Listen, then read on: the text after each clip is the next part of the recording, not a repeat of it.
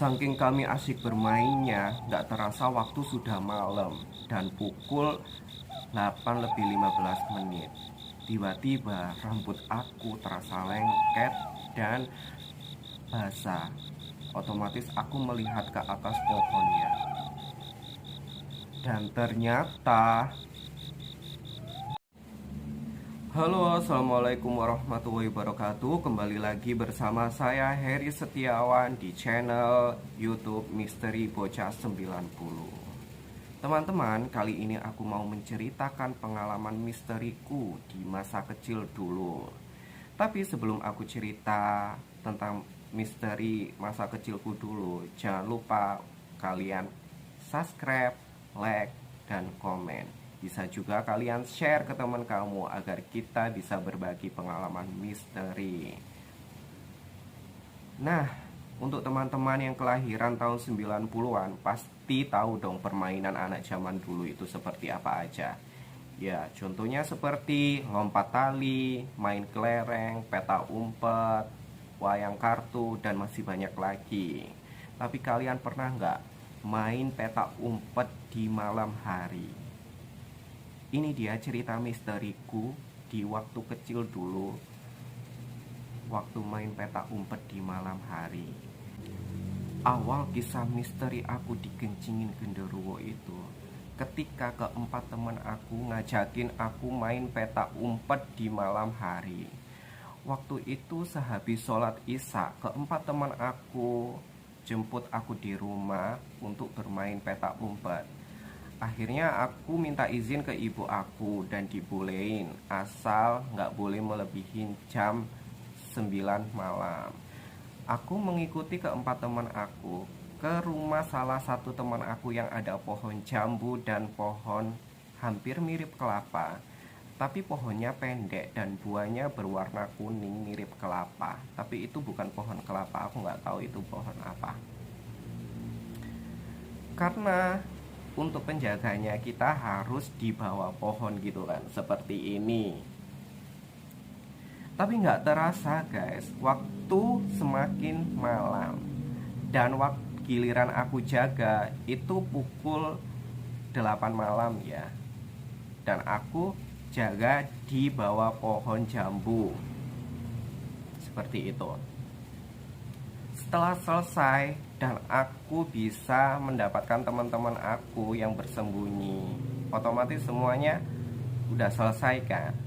Tapi waktu itu tiba-tiba aja aku pegang rambutku, kok terasa lengket dan basah. Otomatis aku langsung lihat ke atas pohon dong ya. Tapi di atas pohon itu nggak ada apa-apa loh, nggak ada hewan, nggak ada makhluk atau hewan-hewan lainnya. Dan aku bingung dong, ini kenapa rambut aku kayak gini, lengket gitu kan. Dan ternyata di atas pohon juga nggak ada apa-apa. Itu kelihatan banget, apalagi pohon yang mirip kelapa itu tadi kan daunnya malah jarang-jarang gitu kan. Jadi terlihat kalau ada hewan atau sejenisnya itu. Terus akhirnya kita memutuskan untuk menyelesaikan permainan itu tadi dan pulang ke rumah masing-masing. Setelah aku nyampe rumah, aku bilang ke ibu aku, "Bu, aku loh habis main peta umpet, tapi rambut aku kok tiba-tiba lengket dan basah kayak gini." Lengketnya itu kayak lengket lem tapi yang nggak lengket banget gitu ya, nggak kayak lem Alteco ya, kayak lem-lem mungkin kayak habis kena nasi yang basah gitu kan, jadinya agak lengket gitu, nasi yang kuno. Terus dicium sama ibu aku, baunya itu antara apa ya, nggak terlalu bau tapi kayak ada bau-bau aneh gitu loh, bukan bau pesing loh ya. Terus akhirnya ibu aku ini tanya ke orang pintar.